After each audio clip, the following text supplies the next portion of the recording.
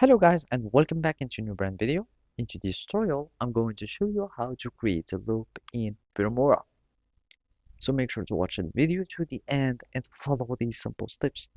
So basically the first thing would be is just to open your project or create a new project. You can simply click on your project so you can create a new project. Now you will be needing just to add the video that you want to be looping, and then you will need just to duplicate the video. You will have some footage here and have some here, and then let's just go to next kinda to the finishing, and from here, and basically we will have something like that. And then you can start like more timing your video by adjusting like the timing where you want like the loop to start and to finish. And basically now all you will be needing to do is to simply create an effect. So we will be needing like just to simply uh, changing the opacity of our video.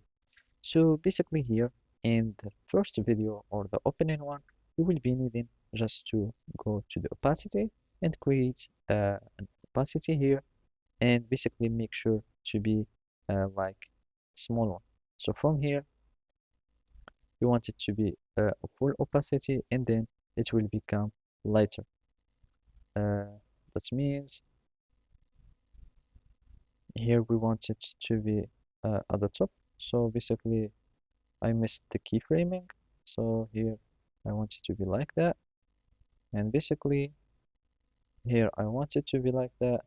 And from here we want it to fade. So basically when it fades, it will start creating the effects to have your video that will be starting.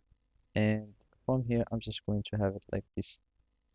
And here we want it to be from, and basically now it started to go into this new video, and now it's becoming blending. And by that you will just repeat this stuff many times until you get like the length that you would like or you desire, and basically that's it. So thank you for watching and see you next time.